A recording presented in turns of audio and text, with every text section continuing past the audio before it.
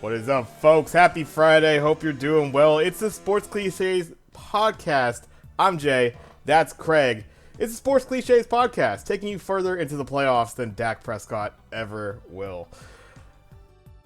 That Damn, poor guy. old. But we're not going to just talk about Dak. We got a lot of games to go through, a lot of teams to go through, some teams that made some nice runs, unfortunately ending last week in the divisional round. Got some teams that were a little surprising that are already out of it, but someone's got to go. But we'll take care of all that through this episode here, going into the conference championship rounds. How you doing today, Craig? I know, doing all right. It's Friday. I actually have the weekend off, so it's an actual Friday for me. There we go. Yeah, super stoked. Honestly, I think we do have the best four teams in the NFL in the Final Four, which is always nice to see. You don't always get that, right? Those upset runs are always fun to watch, but sometimes it's nice to just see four teams in the finals and go, that is definitely the four best teams. Yeah, I mean, as far as I think sports books were concerned, these are some of your favorites. I think the only one that really is not in the top four there is that Buffalo team that was knocked out by Cincinnati. And I think we can go through and, I think we'll start off as we did last week, kind of run through the losing teams last week. We'll go a little bit out of order, though, because I think there's the least amount of question marks probably with the Buffalo Bills. Probably, still looking good there in the AFC East, obviously. Top of that division. They have been for a bit. This was as scrappy as it got, really. It seemed like, right there in the that middle part of the season, you had real question marks with, how well teams like Miami were doing. Even the surprise start and, what you saw from the Jets early making their splash a little bit. But all in all, Buffalo came to take that division pretty nicely with as many wins, 13 wins this season, right? So probably least amount of question marks with them. Still, I feel like gotta get it figured out. Gotta get a solution there for the running game. You gotta get some more consistency out of that. Really help out Josh Allen. He can't keep doing it all himself. As tough as that dude is, a lot of tough dudes get injured in the NFL too. And the less hits your quarterback takes, I think, the better. As much as he is a unique talent and a weapon you want to utilize, I would say that's the only thing to maybe you'd be looking at for this team. Certainly need to maybe address their defense a little bit too. Kind of surprised these conditions that you're giving up as much as you were to Cincinnati as far as offensively. But, obviously they played a great game, and Buffalo just ran into a damn tough team there since he was super ready to play. Yeah, I think with that first round pick, they got to be going either offensive line or running back. I like the O-line, yeah. Yeah, their O-line, like Josh Allen being able to create plays with his legs and do incredible things has masked a lot of the issues with that O-line, but they're there. Right? Teams get through way too often, force Josh Allen to make those spectacular plays with his arm, with his legs. Get him some help in there. There's a decent chunk of O-line talent in this draft as well, especially towards the back end of the first round, because the top is very skill position heavy. So you should be able to find something there. If Bijan Robinson isn't available, by the way. If Bijan Robinson's available at their pick, they need to take him, because a really top-end running back would be a lifesaver for this team. But one or the other. I think that's what they need to address in the offseason. And beyond that, just, add talent where you feel like you can find it. Some cornerback depth I don't think would hurt them in any way. Somebody behind Tre'Davious White. Their linebacking core is pretty good, but there is questions about age there. You maybe look for somebody younger there. There's options where you can look to improve, but on a whole, this is a very good team who lost to a very good team, right? It was always going to be like that in the AFC. There was three real contender teams. Two of them were going to have to play each other at this point. It ended up being the Bills and the Bengals, and Bengals got one over on them. I'm not going to be a doomsayer on it. They're fine for the most part. Like I said, there's things that they can add. Everybody has that. They'll go into the offseason and they'll look to address it. That's really about it. Yeah, it's just one of these things. It's with the amount of talent you have on a team, you always the great question is what's the window? How much time do they really have putting a team together, spending as much as you do in the cap, and how you have to kind of juggle contracts Yeah. essentially as far as paying guys is concerned. Um, and yeah, just kind of schematically, this has been something that's popped up a little bit for the Buffalo Bills. You're going out into not the craziest looking blizzard for most part, but at times it was really blowing out there. And you got Josh Allen who's running the ball 40 or running the ball, throwing the ball 42 times for you, also being your main running option with 8 carries compared to Singletary and Cook's 6 and 5 attempts. Um, just I feel like some mismanagement there.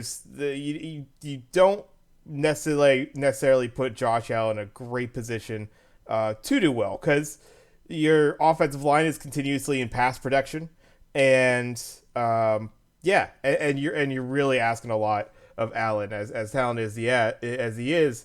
Yeah, if it's really like if it's honed in on, um, it's been shown this year. I mean, the turnovers were the tail of their season. Really, if there was one thing you could look at as was a surprising thing coming into it is how many interceptions and just how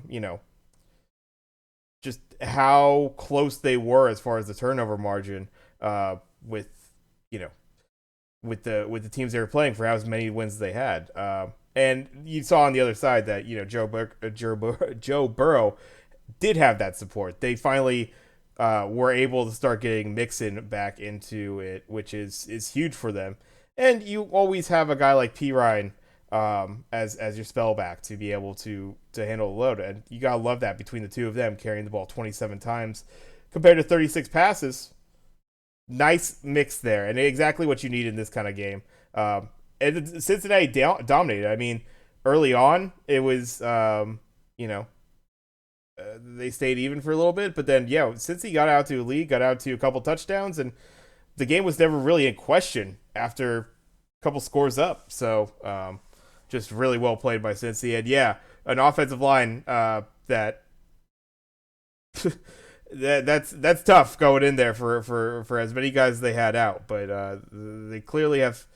They got enough out of him, and they gave him a good game plan too. Again, running the rock is always going to help that out. You're just helping your guys up front if you're able to have some good runs in there. So Yeah, I think they got the offensive line thing figured out this offseason. Not just in terms of adding personnel, but figuring out how to better manage the offensive right, line, right? I think we've seen that, as we mentioned at the start of the year when they were struggling, it was because that offensive line continued to struggle. As that offensive line got familiar with each other, it felt like they also figured out how to manage it better, right, how to better utilize runs to give them kind of an easier play as compared to pass protection where you're going to need to hold your blocks for a lot longer. It's a lot more physically demanding. It felt like they figured something out in not just the personnel of the line, but also how to play call around that line, how to better utilize the strengths of their line.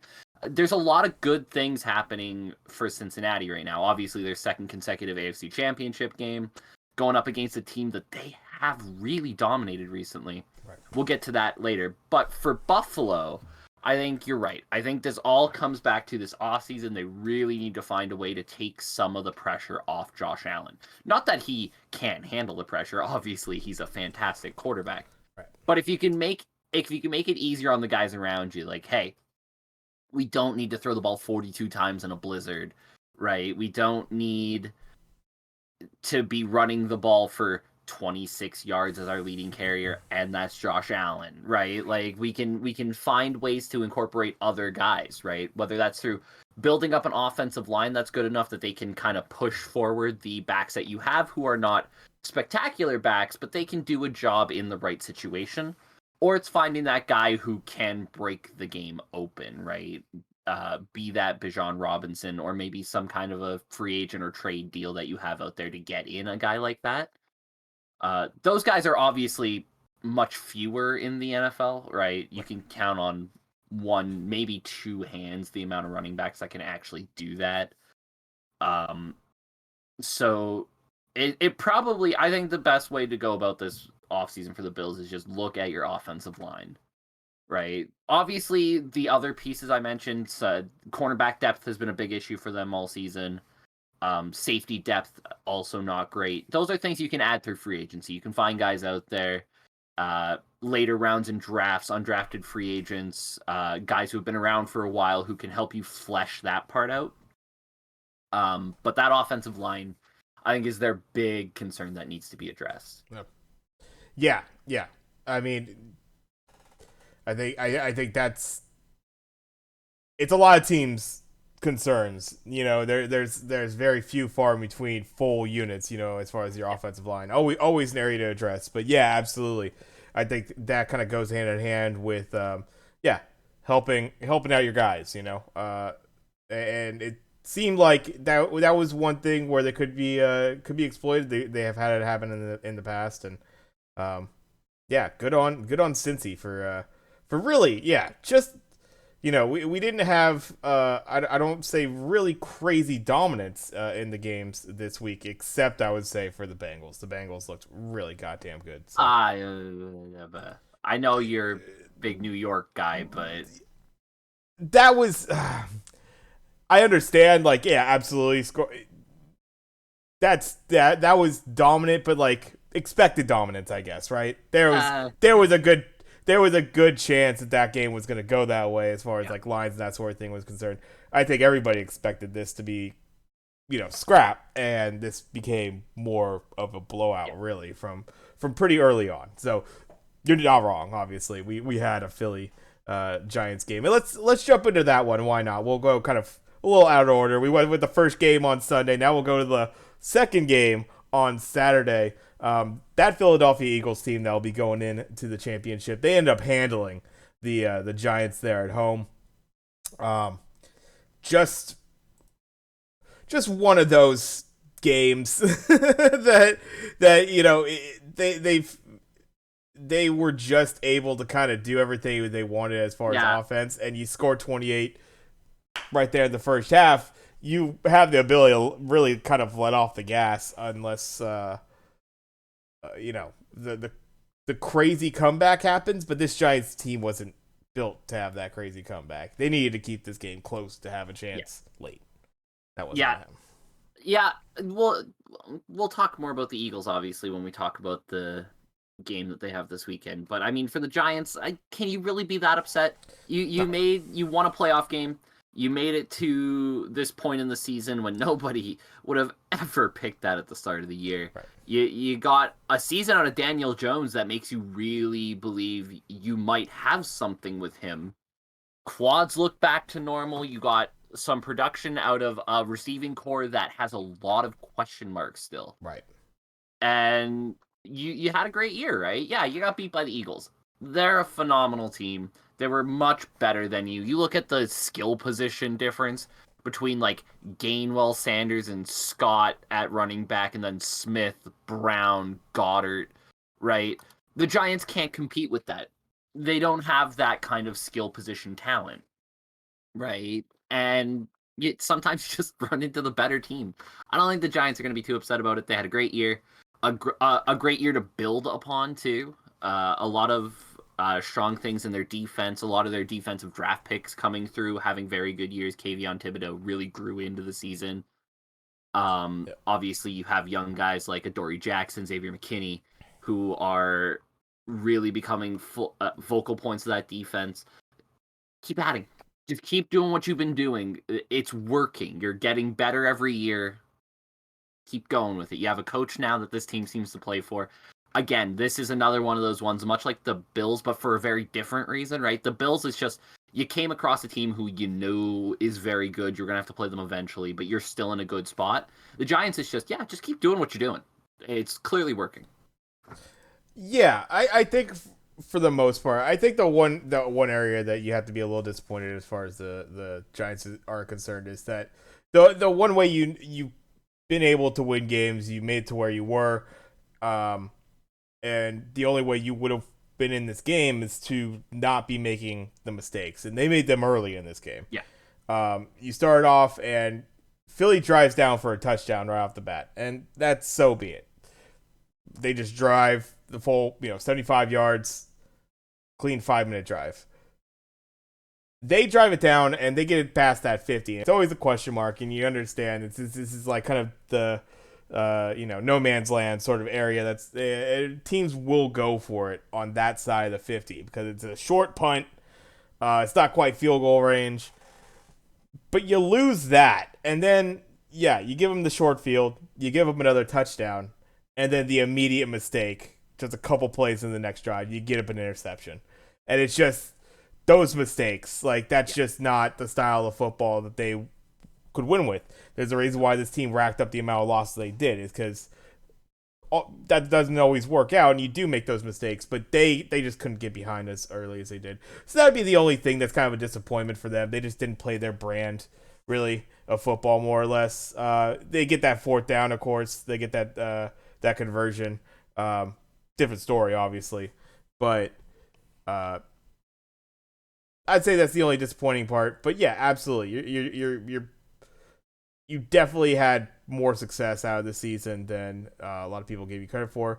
You do potentially have that option at quarterback again, and seeing someone like Quads kind of come back into form. All those things, absolutely. That kind of sets you up hopefully better for next season. Wide receiver again, like you said. That's the only question mark. Like you had Richie James as your main contributor for this game. Richie James was like the fourth or fifth stringer for the Niners not too long ago. So that just shows you where they are. Obviously, they had some craziness. They let go of a guy, that was slated to potentially be their number one this season.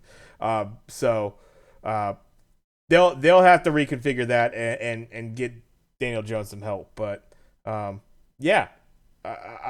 like otherwise where this team's at, and that defense is still no joke. So build upon that as well, and have success there.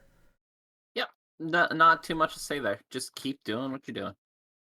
Let's keep it moving. Let's go to another team that was played well beyond expectations as far as the regular season. Ended up making the playoffs here. We'll go to the first game. This is the first game, I believe, of Saturday. Maybe the second game. I can't quite remember the order. But Jacksonville Jaguars going into Kansas City and keeping it a game with the Chiefs. This was actually kind of a spicy one. Chiefs kind of got out a little bit early, and you think maybe they run away with it. But then Jacksonville defense starts to step up. They start to rally back. They pull this game within 3 late in the second half there.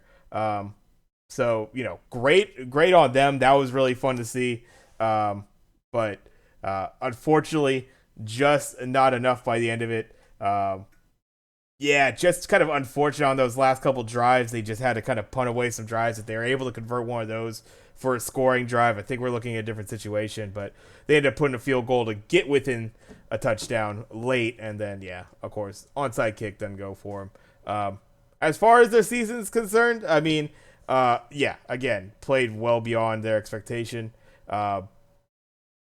You got to, again, common theme here, probably looking to address some of that offensive line again. Try to get that solidified. Your defense was great, but you just got to get a little bit more offensive firepower so your offense can stay out there, so your defense doesn't get worn out. I think that's been a little bit of their issue sometimes here. You gotta love where you're at, and even those expensive wide receiver acquisitions that you have, they kind of panned out by the end of it. Like, reasonable. I feel like you still kind of need a natural, a natural one. You could kind of piece it together almost with the Zay Jones, Christian Kirk, because he kind of got 2 twos there, I guess. And that's what you kind of think I get. But, I mean, it's that would be their main thing. But if you could hypothetically bring in a Quentin Johnson over the top from TCU, and then make Quentin Johnson year one, and you have Kirk and Jones at 2-3, that's a disgusting receiving core. Just throwing it out there, guys. He will probably be available around where you're drafting. Just throwing it out there, Jacksonville. It's an interesting concept. I mean, the idea of having, because I think, no matter what, it feels like they would still kind of utilize Kirk and Jones as kind of 1 and 2 receivers, but you almost have that third wide receiver that comes in that could maybe play the outside instead. Yeah. You can do some things with some formations. That A one yeah, doesn't I think necessarily always have to be the left flanker or whatever, sort of guy, right? yeah, I You, think that's a better way of describing it. Whereas Johnson will be your true outside traditional one, but Jones and Kirk can still be two of your primary targets, right?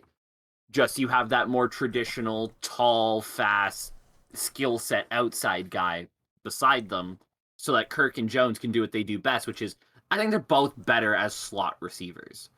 So you can work something like that, right? Where they can work in the slot and they can do the things that they do best.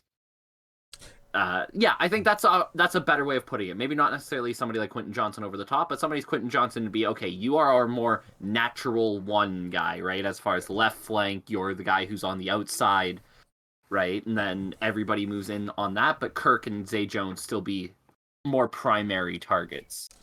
yeah, it's like with the way they're set up too. You probably want Evan Ingram out there anyways as your tight Yeah, end, so like you definitely make that work yeah, with potentially three receivers out there. You have an ETN out there or something like that. And I guess the one question I would say as far as um, I guess it's a little jumping the gun on it, I suppose. But the one thing that burned him late on this one, and uh, it happens, but the unfortunate fumble that Jamal Agnew had late in this game really really cut into the chances for the Jags because I think the momentum was really going their way. They had just forced a punt on Kansas City within a score there, and they just kind of give up the easy fumble to give Kansas City a free points there. That was an unfortunate late game. I think there was 7 minutes left in the game. Um, the I think the whole idea of having a reliable punt returner or kick returner, I don't know. It seems to just rear its ugly head in the playoffs sometimes. There's been a few of them where it's just late game, momentum's really shifting back, team's down, and the team that's down gets the ball on a return. I'm remembering this from the Niners Super Bowl with the Chiefs, basically not too long ago. And you just have the worst fucking timing of fumble ever. It just completely shifts the momentum back. Those are backbreakers, but yeah, Jags hung in there. It was a pretty damn good game to watch. So yeah. It's interesting too because they also have guys on the defensive side who it's like they're good players now, but you look at guys, for example, like Clavon Chason, right? Who it's like, at what point does he take that next step? Can he take that next step? Is this kind of just who he is? They got to figure this out soon, right? Because uh, again, I know it was his first season, but same thing with Trayvon Walker. He was all right, right this year, but he right, wasn't anything like you'd expect from the number one overall pick, especially when you see the production of Aiden Hutchinson and Kayvon Thibodeau behind him, right. right? And the that's going to be the thing this offseason for them is can these young guys who haven't really lived up to the billing of the draft picks you spent on them take that step forward? Because if you can do that, especially on the defensive side, right? If you can do that, you're set up in a great spot because this team, like, they have the quarterback. Trevor Lawrence showed this year beyond a shadow of a doubt. Right. That's the dude, man. Yeah. He is a straight gamer. The Yeah. guy, mistakes don't phase him. Right? It doesn't matter what happens. The guy is going out there and he's gonna ball out. That's what he does. Keep adding skill position players around him. See if you can unlock that next level of what this defense should be. And this team's just going to be better next year. They're a year ahead of schedule, right? This year was supposed to be the year that the Jaguars show improvement, right? This was the year the Jaguars were supposed to go 7-10 and be like, oh, those Jaguars, man, feisty little team, scrappy Right. down the stretch, played pretty damn well. Yeah. made the playoffs. Granted, they were a game above 500 when they made the playoffs. I think they finished 9-8. Yeah. So it's not like they were mind blowing, but you made the playoffs, which definitely probably a season ahead of where you would have game planned it as management, right? You would have gone, okay, this year we take that step forward. Next year, playoffs, right? And they're a step ahead. Keep staying ahead of schedule. I mean, yeah, I mean, in all honesty, I mean, you really take a look at it as far as, coming into the preseason, from the preseason into the, beginnings of this season, and what's the expectation realistically there? Probably the third best team in a bad division. In where I honestly had the Colts, but you had the Titans there, obviously, as the leaders of that division. And you're hoping that you're not the fourth. You're hoping that the Texans somehow haven't surpassed you. Yeah. So could have been a completely different look, I feel. And I think there was almost a bit of an expectation just for how bad that offensive line was looking. Yeah. And make no mistake, that offensive line never got good. It's bad. They need help bad on that offensive line. Yeah. But, at the very least, they took a step that is important in the maturation process. Because here's the thing. Once you take that step, it becomes a lot easier to get free agents. It becomes a lot easier to make the moves that you want to make. Because now teams look at you and they go, yeah, I want to play with Trevor Lawrence. And, they got a good young core going on there. I feel like if I go there, I have a shot to really win some stuff. Right? Like, you've now opened up that as your selling pitch, right? You can play with Trevor Lawrence. You can play on a young team that's developing and growing. We're gonna start winning some big games here real soon, right? And that's a hell of a selling pitch. On top of being in Jacksonville, you're a warm weather climate. It's a nice place. You got that going. It's not like you're trying to convince people to move to Minnesota, right? There's climate advantages to being in Jacksonville too. So if this team can build up some winning like they have been, I think that's going to help them a lot as far as attracting players to come to Duval. Yeah, I mean, it seems like seems like a good culture, seems like a fun team. You got a young guy there, you got young guys there in general, so it's it'll be that way for a bit, you hope, anyways. Right guy at the helm too. Doug Peterson's the right guy to be at the helm of that team. I think he pretty. He's always been a guy. He's always been more of a player's coach, right? Yeah. Not a strict authoritarian. Not the guy who's gonna go at the media and call it his guys. Very much a player's coach. Very much a guy who seems to do well with young, growing teams. He's gonna fit in well there. I think so. And yeah, I think the Jags, I mean, with the way that division's looking now, I mean, it got to be looking good for next year, right? So honestly, this could be a Chiefs situation going forward, where it's like everybody else is playing for second behind the Jaguars for the next few years. Crazy, because it's hard to imagine the Titans, Colts, or Texans catch up to them next season. No. Right? I don't see how you do it. Especially the Titans are still under Tannehill next year. That doesn't strike me as a team that's going to make a kind of jump that'll catch the Jags. The Colts, who the hell knows what's going on there? That's just it. It's just like that's almost an anomaly. Like you just don't even know what the hell. Jeff Saturday is a finalist for their head coaching job, as if they did not see enough from the 1-7. Yeah, that one's amazing. That one's amazing. I understand he was your interim head coach, right? So you give him the respect of an interview. But it should be like a courtesy thing, as like okay, you did coach us through a rough stretch of the season. Let's talk for a few minutes, pretend like you think that you have a chance, we'll pretend like we think you have a chance, and then you leave and we're done.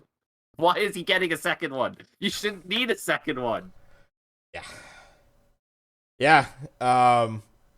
Goddamn. Yeah.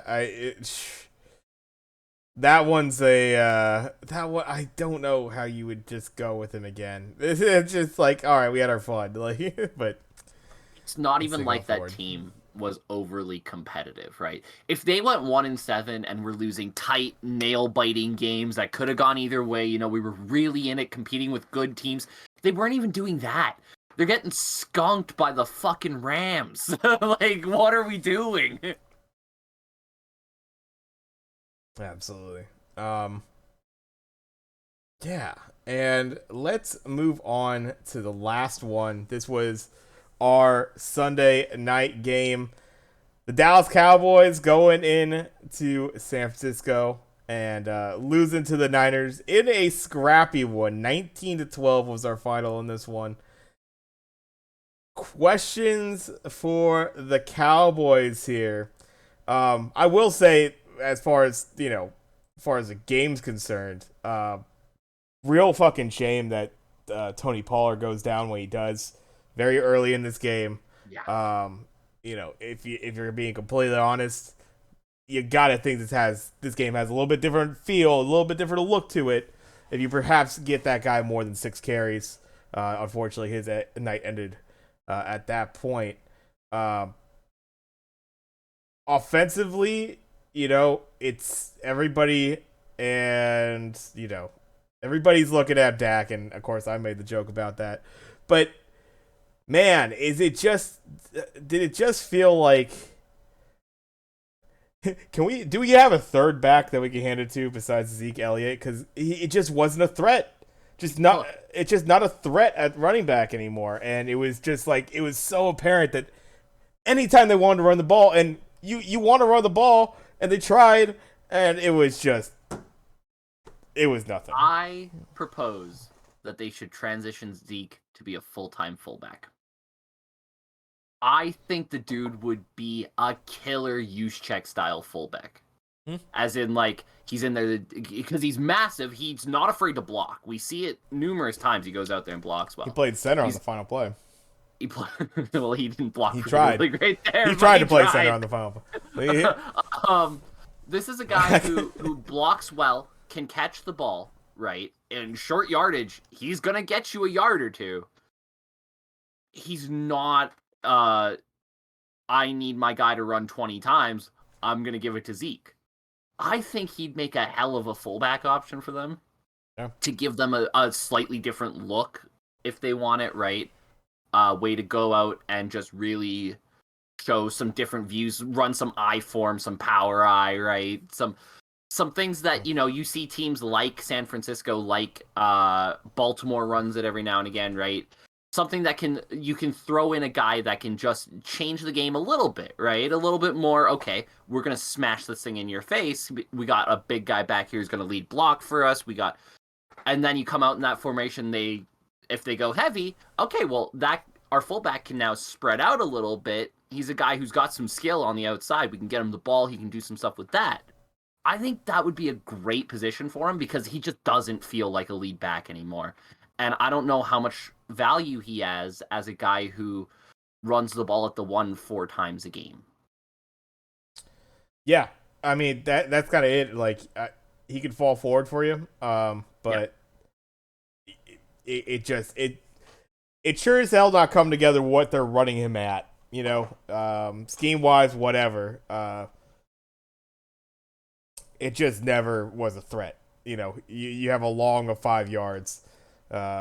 For the game, and was your only real running threat outside of you had some rollouts with Prescott there, and then again Pollard, you could have something a little different there. They tried to work him. It wasn't a crazy success with Pollard there, but you have something, and it's absolutely a wrinkle that they've looked to. I thought also very interesting in this game, the ability for I think we talked about it before too, potential for a guy like Dalton Schultz to be a factor, and they did try to get to him quite a bit in this game. Just kind of were able to get to him at the same time.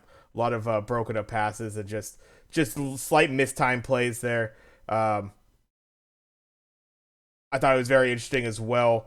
The rushing game for the Niners early on, absolutely, it was a stone wall. The Dallas defense was playing great. Obviously Michael Parsons has been getting a lot of the credit and potential defensive player of the year candidate, but Dexter Lawrence on the outside was wrecking havoc. Got some pressures there on Purdy as well.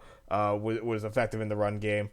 They were solid up the middle, so it was tough going. Eventually, the Niners were able to do what they do, and they kept working the run. And you saw some of those start breaking out for 10, 12-yard gains from your Debo's. Elijah Mitchell having a good run as well. Very, very, very interesting to see in that regard. Obviously, Kittle with that crazy juggle catch will be brought up forever, or for a while for this playoffs, anyways. And then thrown an absolutely pinpoint perfect throw, and then have some fun with it. Yeah, bonk and hits off his fucking face and stuff. Did you see that interview, by the way, of his after the game where he goes, "Yeah, Brock threw me the perfect throw, and I just, I wanted to play it up for the cameras a little bit, make it look good." Just ridiculous in that regard. And then I think the what will be probably looked at as potentially one of the worst plays. That last one we brought up with Zeke taking center. You see what they're going for as far as get it out quick to somebody out wide with blockers in front of them. See if you can exactly push the ball 30 yards down the field before the schoolyard bullshit has to start and lessen the impact you need of it. But yeah, I get it. I guess, but I don't know. It got blown up by the San Francisco 49ers rushing 2. So that might be the first problem with it.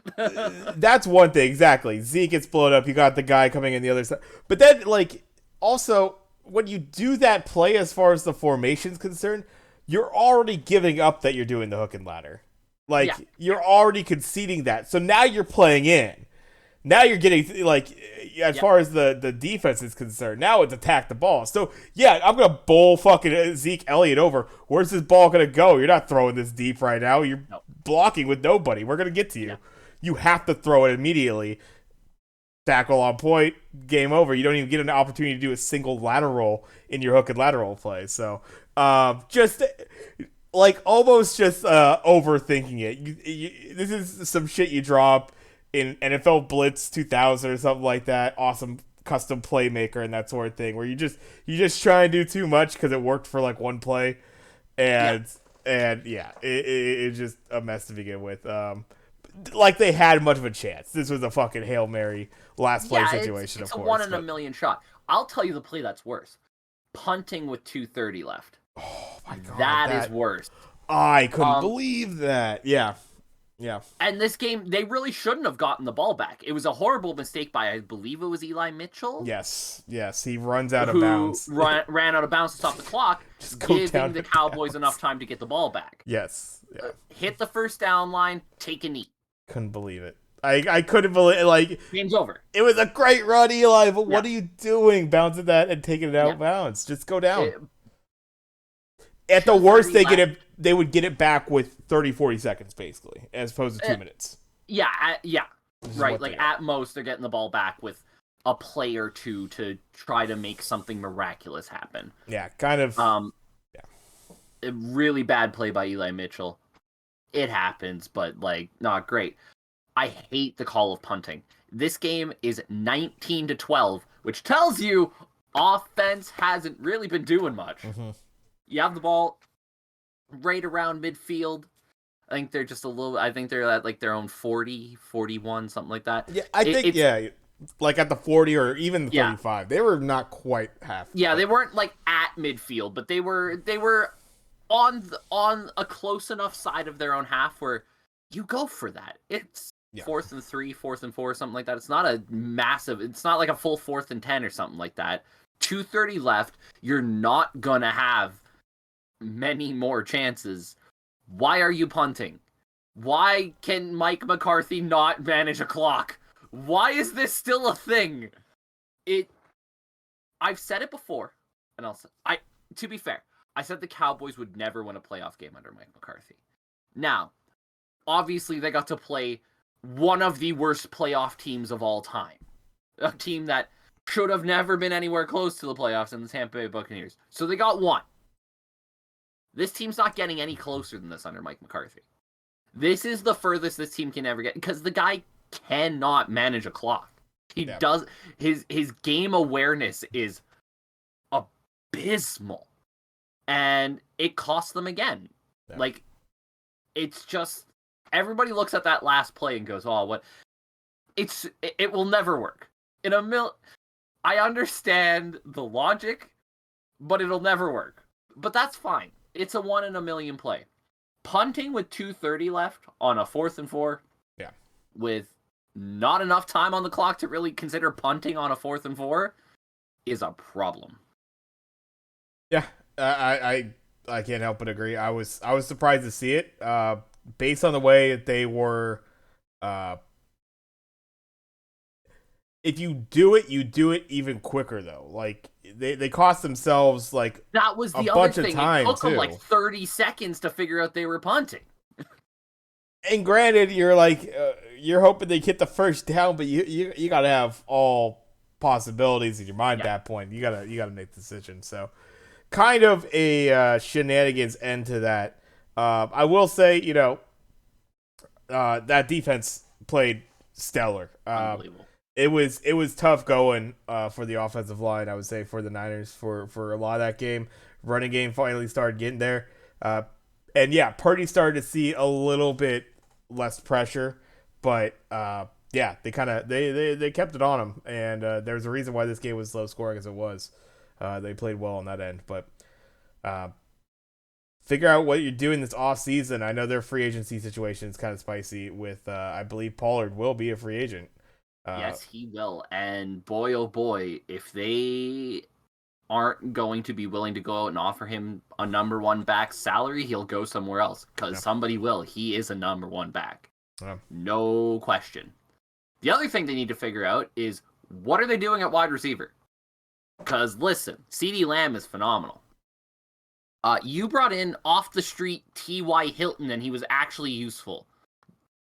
That tells me your wide receiving core is not up to snuff. They got to figure out what they're doing there too. But yeah, they need a lot of offensive help, and I mean the Dak Prescott takes are not great. Yeah. He wasn't great in this game. Nobody's saying he was. But if you think the problem with the Dallas Cowboys offense right now is Dak Prescott, oof. The guy who was burning the Dak Prescott jersey, by the way, with a Tony Romo jersey on, told me all I need to know about Dallas Cowboys fans. I mean, man. There's, the burning jersey thing's hilarious. Exactly, because like, they got old Cowboys jerseys for players that didn't win it either, because it's been a bit, it's Tony Romo? Yeah. Do you not Romo wasn't what they called Tony Romo when he was in the Romo was Romo in the playoffs when he choked away every playoff game he ever played, guys. That was the joke.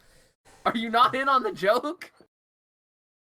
Man. But you know what? You know what's crazy about it? You take a look at it. And we'll keep it going now because we just kind of went through the games there. Yep. Take a look at it. This Dallas team, they did have a significant win over the Gardner Minshew led Philadelphia Eagles, correct? I believe it was Gardner Minshew for that game. It was Gardner Minshew. That doesn't count. But common theme is we'll move into the next one and we'll tie both the games together there. It's the Niners who won that last game against the Cowboys. They'll be moving on to face the Philadelphia Eagles at the Link at Philly. This is the number 1. This is the number 2. 14-3 Philly, 13-4 in the regular season. San Francisco, Philly getting a -2.5 point spread here at home. Gonna tell you right now, both games are tight spreads. Obviously, I think the interesting thing going to this game, last 2 games that Philly's actually played, they played the New York Giants in back-to-back games. One to end their regular season and one in the divisional round. Which is kind of like playing the Niners light, basically. Like, it's Diet Niners basically. The Like the San Francisco 49ers you have the at home. 48ers. They're one off. They're right there. They're close. Similar styles, enjoying to run the ball. Same thing with the Eagles, though. They are not opposed to run the ball. They showed in that last game. They got a couple backs they like to go with themselves. You talk about Miles Sanders. You're talking about Gainwell. Kenneth Gainwell had a great game in that last one. Obviously, Jalen Hurts being a threat on the ground as well. Always a wrinkle in there for them. This is gonna be we had the slugfest with Dallas right there, 1912. I think the expectation is this is gonna have a lot of a similar feel to it. What do you think of going into this game, Craig?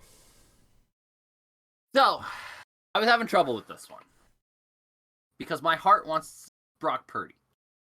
I love the man. I think player for player, the Eagles are the better team here.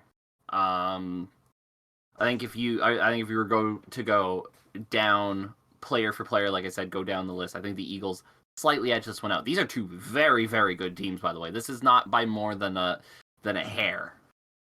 However, I went back to college because I was like, these two played in the same conference, didn't they? They were both Big 12 guys. Ever play each other? Yes, they did. In a game in Norman, Oklahoma, the Iowa State Cyclones, which, if you don't know much about college football, Iowa State is the Houston Texans of the Big 12, in that they play there, but they're kind of just there to be beat up by everybody else. They're the Vanderbilt of the Big 12 is another fair assessment to make, but that would be another college football reference that you might not understand. The point is, Iowa State generally sucks. they're usually a pretty bad program. They went to Norman, Oklahoma, lost 42-41 in a game that Brock Purdy outplayed Jalen Hurts. Jalen Hurts going 18 of 26 in that game for 273 yards, 3 touchdowns, and a pick. Brock Purdy, 19 of 30 for 282, 5 touchdowns, no interceptions through the air. Now, this Iowa State team did also have Breece Hall, but you're talking about a Niners team who's going to run the ball really well, too. So, leading receiver on that day, by the way, was Tariq Milton. So, there you go. For Oklahoma, it was CeeDee Lamb. I think he went on to be okay. That was in a game with an Iowa State team who had significantly less firepower than Oklahoma. This is a game where the difference between the two teams is not that much. Pretty marginal. So there's a lot of me that, going off of that, thinks San Francisco has that. That being said, I am going with the Eagles here. I'm sorry, Tav. It's all good, man. The Niners are my sentimental pick, but I gotta go with the team that I look at on paper and just has that little edge in talent. Right? And I think I do worry about Jalen Hurts because he still hasn't quite looked 100% off the shoulder injury. Like, he was okay last week, but he was not getting that ball long. And if the Eagles want to win this game, they're going to need a couple of big plays. It's going to need to be a thing. But that Eagles offense has so many weapons. There's just talent across the board. I think they'll be able to find a couple of big plays, not many, but a couple, and it will be just enough to sneak this one out. I mean, I think if I was to take a look and I was to be impartial about this, in trying to be, yeah, absolutely. I mean, you're taking a look as far as the two teams, very, some eye-popping stats as far as both of them. This is an Eagles team that puts up, 28 points a game throughout the season. This is a Niners defense that only allowed 16 points a game per season. Yardage for both as far as the defense allowed, 300 yards per game for the Niners, 301 for the Eagles. That's how close the margins are between these two guys as far as their overalls. Incredible turnovers teams. Eagles 69 sacks on the year as a combined unit. Um, Niners were behind them by 44. That puts them in seventh, though. Not even that far off, but just kind of shows how potent that Eagles pass rush has been. Um, so a lot of those things you take into account. I mean, talent wise, I mean, really, both sides. Honestly, I mean, I think the one standout would be that quarterback position. Is that you have Jalen Hurts, who's developed a bit more Yeah, in the NFL offense. I think and that's Brock really the Purdy. stand. Because you take a look. I mean, all right, Gainwell and Sanders on one side. I got Christian McCaffrey and Eli Mitchell on the other side, along with a little sprinkling of Running back, Debo, right? yeah, running back As positions aren't where it is. It's the wide receiver position where I I mean, think the Eagles do have an advantage over the Niners. yeah, I mean, obviously I'm gonna have some favoritism toward my guys, but I mean, Debo Samuel, Brandon Ayuk has been able to come alive, especially with Purdy I love at Brandon quarterback. Ayuk. He's not AJ Brown. Not AJ Brown, doesn't need to be though, AJ Brown's their number two. but I mean, Again, I'm we're saying, comparing head to head the receiver positions, and right? yeah, maybe like, but like as a unit, like Jawan Jennings as well. Ray McLeod's been getting more involved in it. George Kittle was your biggest receiving threat in that last game against the Cowboys. So the ball's going to get around. I think that's kind of the idea with, and obviously Christian McCaffrey. That's as much as Debo is a kind of step in running back on plays. Christian McCaffrey is every bit of your step in slot wide receiver potentially on plays as well. They're going to use him like that. At least that's what Kyle Shanahan has shown. So just a lot of flexibility, a lot of talent on the field, obviously for both teams. And I think I think for most people, it's going to be pointing to that quarterback position. This has been a little bit of the it's a lot of teams I think Achilles heel in some sorts as far as defense is concerned. A dynamic quarterback that get outside the pocket and really make plays down the field. Always going to be dangerous against this Niners team. It's the one, as well as a lot of defenses, and as much as this might be the best defense in the league as far as the Niners are concerned, certainly a weak point. Quarterbacks getting outside on you, getting the ball deep. The potential for those plays. It's going to happen. So yeah, there's always going to be that threat there. You know what I'm picking as far as I got the Niners for it, but yeah, I think that's what people are going to look to. I think Purdy has shown that he can make those plays as well. It Yeah. didn't really happen that last game, but that Dallas defense was pretty incredible. I expect Philadelphia to be incredible as well, but uh, you know, Niners will try to get that running game going. That is the one. If you were to give a little knock to the Eagles defense, they were They can. 16th in the league. They gave up about 50 more yards or Yeah. so than the Niners did on the ground, and they will run the ball at them. They will. It won't potentially be effective early on. Eagles might come to play and get those stops, but Shanahan will keep working that, and he'll scheme it up too. It's not just like brute force, push it ahead. Um, if you're a watcher of the Pat McAfee show and you've been able to catch any of Inside the Trenches with AQ Shipley, he loves to break down Niners film, and he broke down Eagles film in the last episode that he did as well. But the way they draw it up, they got your guard and your tackle pulled around into open space and blowing up linebackers and shit. It's just fucking hilarious to see. And that all comes to scheme. That's a play that they're working on. They're running in different directions. A lot of motion, obviously, and shifts in formation that Shanahan likes to use. So that's going to be the factor. I think if you keep that creativity up, you keep the Eagles guessing, and you get those shifts and you really work the leverage that you can.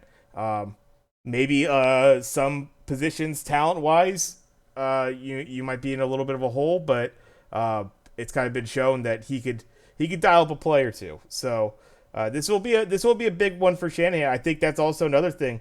We never really talk about head to head coaching matchups, but this one's kind of spicy. Sirianni was maybe there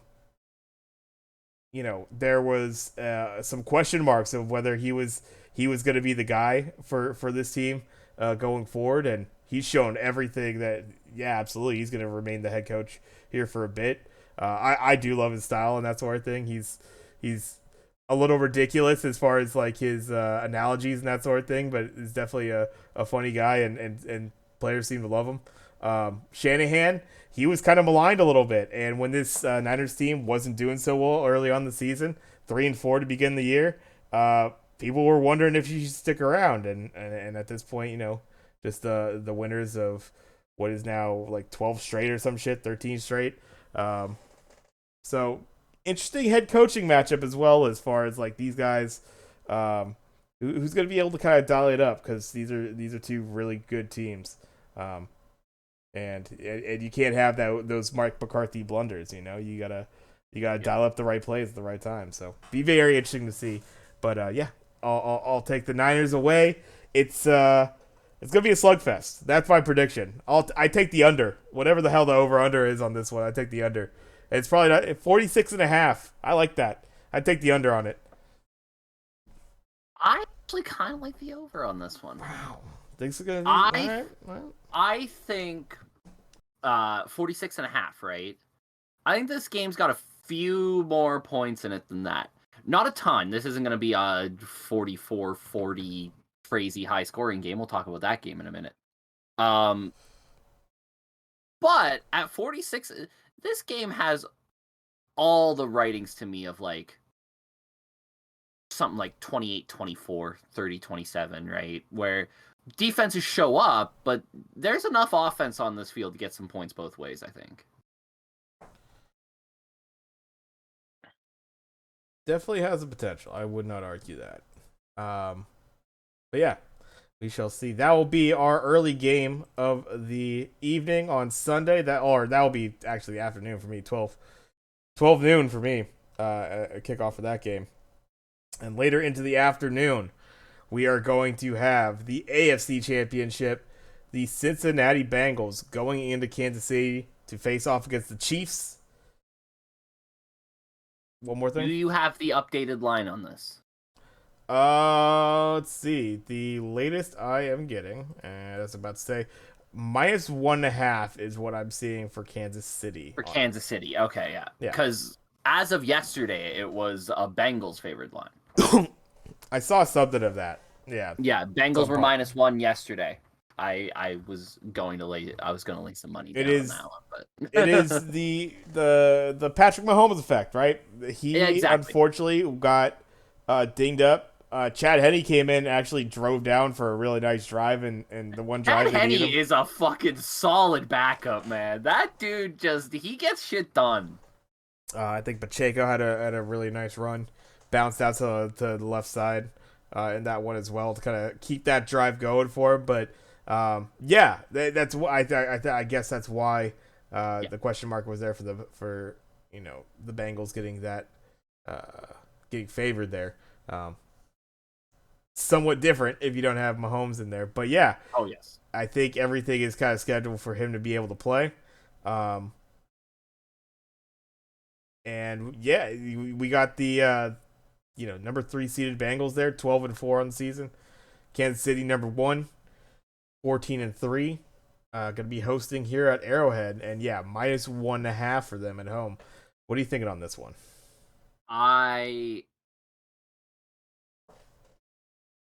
So the Bengals are kind of the Chiefs' boogeyman recently. The Chiefs have struggled with the Bengals, but I think the Bengals are playing it up a little bit too much. I've seen way too much from official Bengals shit of like, we own their shit, we're their daddy, right? Too much of it, man. You don't want to kick the bear. Just let it sleep. I think they've kicked the bear too much. I got the Chiefs. I think this is going to be an awesome game between two teams that are going to be here for a while. Spoiler alert, these two teams are going to be around this position of the league for a few more years to come yet. But I think the Bengals have maybe woke the bear. You shouldn't have woke the bear. Yeah, I mean, I'm always kind of interested in it. It's almost because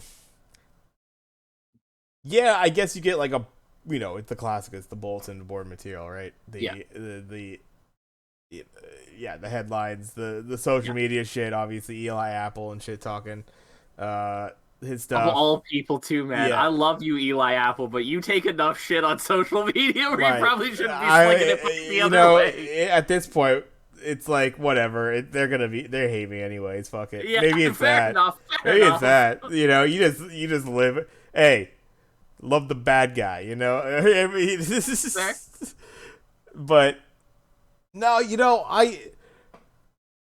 I think in general my feeling on it is it's not like the Chiefs get up anymore for this game. We're talking AFC Championship. This is right, you know.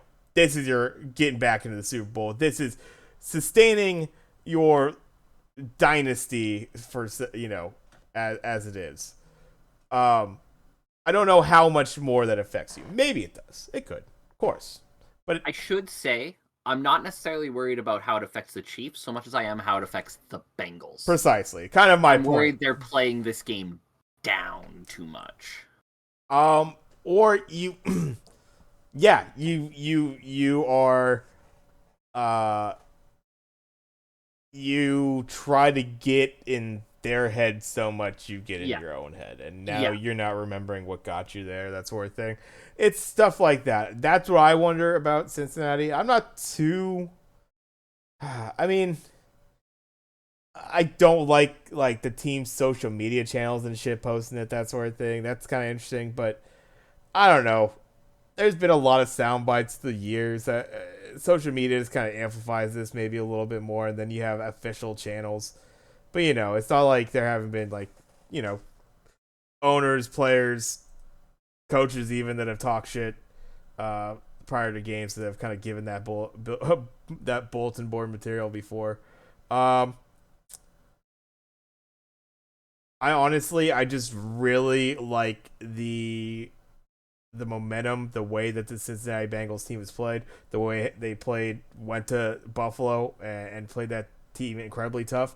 And the Chiefs, honestly, for a Jacksonville Jaguars team that almost lost as much as they won this season, they really gave them a window to potentially win there. As much momentum and as much as we like the Jags there, uh, they gave them an opportunity. They were right there late, and that's it's a playoff team, but certainly something that they've done. They've had some close games against competition that is clearly inferior.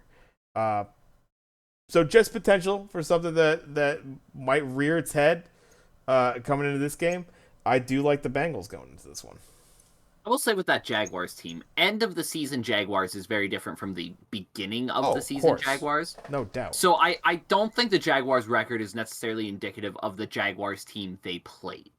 Right. Right. This is a Jaguars That's team true. that down the stretch beat the Cowboys, played a was it the Eagles to a very tight contest that could have gone either way.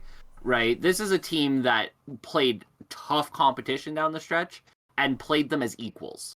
So I'm not necessarily looking at the Jaguars as a 9-8 regular season team. I'm looking at them as the team that won 7 of their last 8 games. Fair enough. Right. And Right. the team that was playing those strong teams very close. That played the Chiefs in the regular season to a pretty tight contest, right? That's more of how I think of the Jaguars. So I don't necessarily look at that close game against the Jaguars as one of those examples, but you are right. There are plenty of examples throughout the season of them playing down to competition. I will say the catch-22 of that is there's plenty of examples of them playing up to competition. The 44-23 versus the 49ers. See the game against who was it that they played near the end of the season there? Just going through their schedule here now. The Seahawks, when they beat down the Seahawks, right? Beating the Chargers twice, right? The road game in particular against the Chargers when the Chargers at that point were starting to turn it on. The only team that these guys have lost to lately was this Bengals team, and then prior to that was Buffalo, and then they had that Indy loss looks so strange, obviously. It's but so weird. we have some of those this season, just some odd ones early on. You never know what you're gonna get, but it's like we lost 3 games this year: Bengals, Bills, and the Colts. Yeah. Sorry, what was that? You need to speak up. And then Colts. Yeah. Uh, yeah, but this isn't a team that they play down to inferior competition. Absolutely, they do. But they also play up to the teams that they need to play up to. I'm not necessarily worried about the closeness of some of their games because it's been a thing that they've done all season, right? Where if they're playing an inferior team, you get 60% of the Kansas City Chiefs. It's not a thing I would recommend most teams do, but we have seen a lot of dynasty teams that do that. The Patriots were famous for it in their dynasty years of everybody counting off the Patriots going into the playoffs because, man, see that game we had against the friggin' Browns in week 17? Like, at a game that didn't really mean much and the Patriots played like 60%, right? Dynasty teams do have a tendency to do that where they have like a 60% mode that they'll play against teams that they can beat at 60%, but they know how to turn it up when it matters. Yeah. Yeah. And I think we'll also see the real potential that what are you going to do as far as your scheme is concerned. It seemed like both these teams, everybody is going to look at the quarterback matchup, and rightfully so. These, we're talking two of the best right here in Burrow and Mahomes. But, obviously, we talk about a little bit with Mixon getting back into it in the last game. And I do like Isaiah Pacheco for the Chiefs. Yeah. I think that's going to be solid as well. So it'll be interesting to see if the running games get going. Has not been an offensive focal point for either of these teams going forward. And both the defenses are pretty stout against the run. But might be something to kind of break through between the two of them. As got to imagine both the passing offenses will have their times of success. Talking about Mahomes and Burrow there. So yeah. This one I expect more offensively open for sure. I definitely think we'll see some points on this one. We might see one of these teams get into the 30s for sure. Gotta imagine. I wouldn't be shocked if both these teams flirt with 40. I think this is going to be very high scoring. I think we're going to see a goal-fashioned shootout at Arrowhead.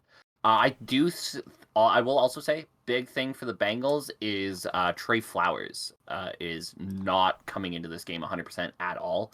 And Trey Flowers is almost always their tight end matchup. So Kelsey could be going off in this. Oh, yeah, absolutely. Yeah. The injuries, it seems like for, Mahomes obviously being the question mark going into this one for the KC side. The injury issues for Cincinnati cannot be understated nope. As they've been dealing with them. So, yeah, that'll be interesting to look at. Unfortunate for Trey Flowers, but we'll see going into it. Just like how effective is Mahomes going to be at moving around, and how effective will Trey be? I saw him getting off the podium for that press conference, and I don't know if he was trying to sell that he was all right or what was up, but he was walking fine. Hey. Like there was hardly a stutter. Don't show him anything. Track. Don't give him anything. Yeah, exactly. That could be it, and rightfully that so. was the first thing I thought of. Right? Was hey, don't give. Who him knows? Keeps us guessing. Gives us something to talk about. Who knows? Because man, in that game, he did not look anything close to 100%. He was struggling on that ankle. There was an outside zone play I remember where he literally he takes 2 steps on it, and it's an outside zone, so you got to get to it quick for the blocking to be effective. He takes 2 steps to it and just immediately pulls up and hops the rest of the way to hand the ball off, and Pacheco gets blown up in the backfield because this thing takes an extra second. Yeah. Right? If it's like that again, if it's plays like that, I will greatly regret this pick because Cincinnati will win. But I'm assuming Patrick Mahomes is as close to 100% as you possibly can be at this point in the year. Right? I'm sure every single player out there at this point in the year would tell you they are not 100%. But I'm assuming Mahomes is coming out there fine. And with Trey Flowers being on the injury list, even if it is a probable with a hamstring injury, the fact that they haven't said he's good to go already makes me a little bit worried about that's surprising.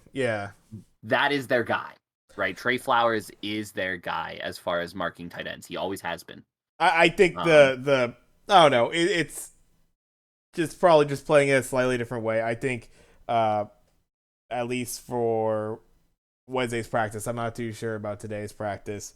Eli Mitchell and Christian McCaffrey were out of Niners Yeah, practice. Jimmy G as well, but they fully the expectation is that both those guys are absolutely going to play. They just sat yeah, out the practice, so I wonder if they're just keeping it tighter the vest, I guess, as far as that maybe. knowledge. And I do think the expectation is Flowers does play, but the fact that he was listed on the injury report was what concerned me. Yeah. Right, the fact that they listed him, even though it was a probable, right, which is usually a sign that like he's gonna go. But the fact that they listed him on the injury report concerns me a little bit because you usually wouldn't do that if it's like a thing where, yeah, we sat him out of practice, but he's fine otherwise. Right. Yeah. Um, So there we go. I think that's it right there. That's our two picks. We have our Super Bowl matchups determined, at least by our picks here. I have San they're Francisco, both different. Cincinnati. Craig has Philly, KC. So, I'm the boring one. I got the two number one seeds. and I got return. The returner in Cincinnati. Also a old school Niners matchup. As far as Super Bowl is concerned, has kind of gone well for the Niners previously. Yeah, that so. would be a very spicy matchup. Niners and Bengals in the Super Bowl. Bengals We'll still trying to get that first one on the board. Have struggled with the Niners mountain in the past. That would be such a fascinating matchup. Mind you, Eagles and Chiefs in its own right. The Andy Reid Super Bowl would be a fascinating one. Not wrong, not wrong. Pretty cool in that regard.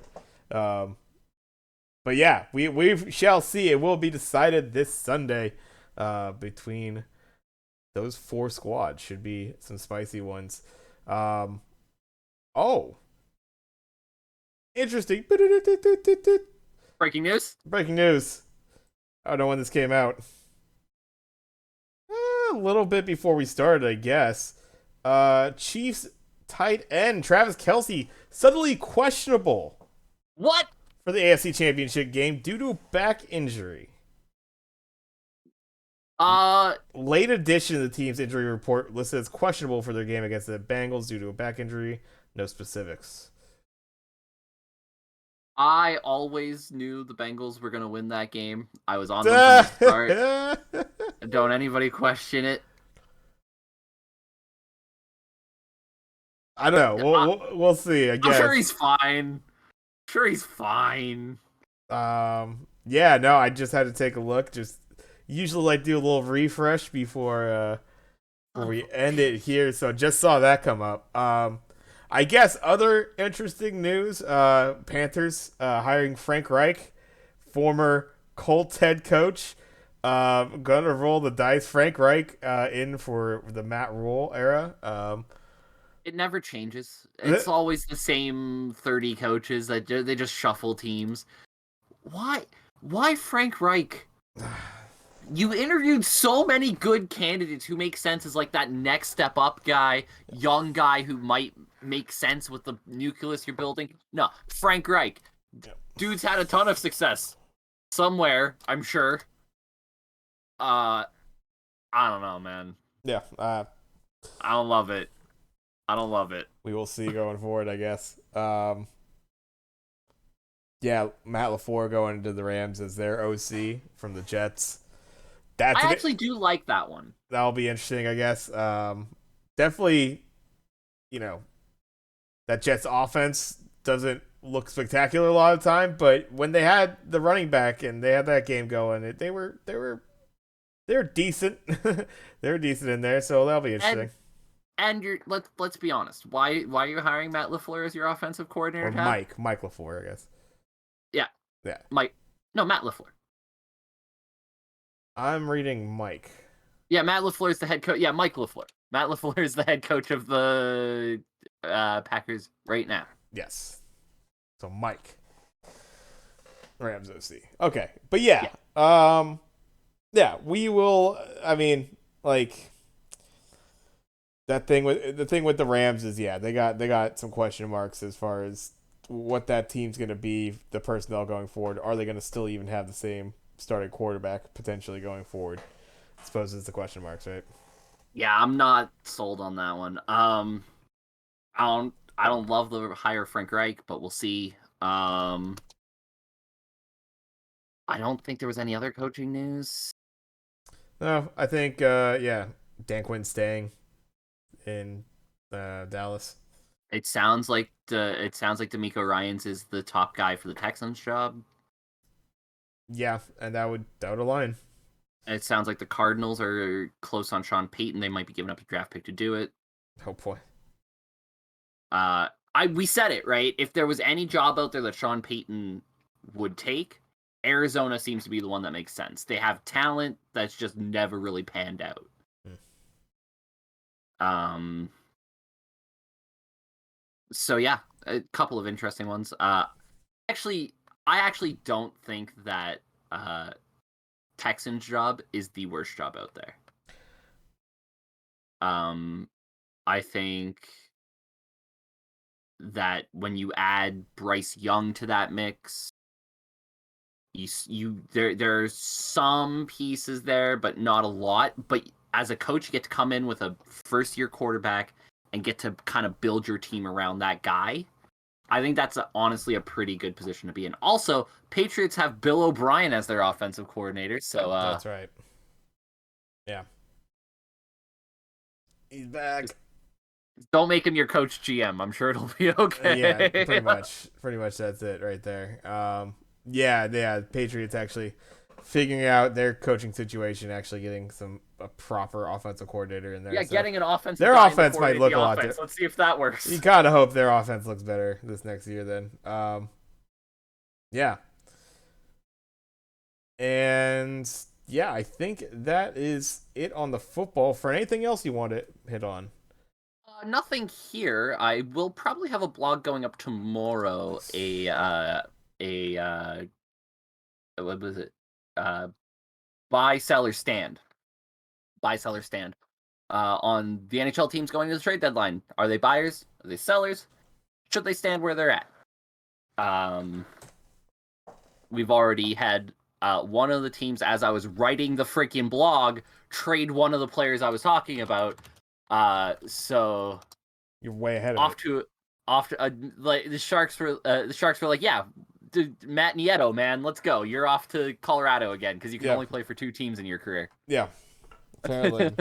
The Matt Nieto experience is wild. He has been traded 3 times in his career, and they're all to San Jose and Colorado. Back and forth. Yep. Just jumping. I was shocked that Merkley was involved in that trade, by the way. Given up on him real quick. But yeah, that was an interesting one. I did like Martin Kaut when he was drafted. Hasn't really had a chance to do anything in Colorado. Maybe with San Jose, he'll get a fresh start. And then Jacob McDonald is just you are going to need players who will play this out the rest of the season because, you're going to be trading a lot of them. So here is an NHL defenseman.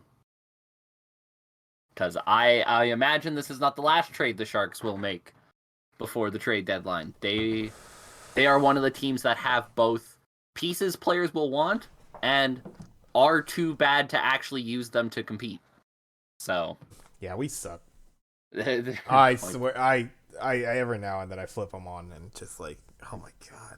I said the other time, I was like last week, I was watching them and they won the game and it was still a miserable fucking experience. It was still like white bad. They literally backpedaled into a win somehow while it was still like them taking the lead, going from 3-3 to 4-3, 5-3. Like, it's still, they're not. James Reimer's a very good goaltender who deserves a lot better than that. Yeah. And I imagine he is one who will not be in San Jose for much longer. They didn't trade him last year. I can't imagine they hold on to him again this year. There's going to be a couple teams out there that will try to get him, and somebody I imagine will. And then obviously you have names like Timo Meier, Erik Karlsson, guys who will fetch you a haul, but I don't know if either one of those guys goes. But yeah, there's a preview. There's a preview. Yeah, of the blog that will be out tomorrow. and posted it right there. Yeah, sportscliches.ca/blog. You can catch it there. Craig posting that up as well as the latest video from our YouTube channel. That's at Sports Cliches Podcast on YouTube. And yeah, we'll be potentially going into another quick episode, I suppose, if we do one next week. Going into the Super Bowl, of course. Gonna be We're doing a Pro Bowl prediction episode. yeah. I Is mean, that the plan? that's maybe not next week. We'll see. Yeah, exactly. Pro Bowl might be the week off. Who knows? We'll see when we get into it. But if not next Friday, the Friday after, you catch us here, Sports Cliche Podcast on Fridays, typically around 5-6 Pacific p.m. And that's at twitch.tv/taptioj. Of course, that's TAPATIOJ. And yeah, looking forward to whatever the Super Bowl will be. Obviously, if it goes one way in the championships games, I will be a not happy camper when it comes to D&D on Monday, or I'll be a very happy camper when it comes to D&D Monday, and I'm just probably hungover. We'll see. Probably hungover either way. I was gonna say, I think it's always, thing's a given, I think it's a and then given. it's all just a matter of the Sunday and the Monday mood. is brutal. But yeah, we will catch you then whenever we get into the next one. See you at that point. Have a great night. Peace. Deuces.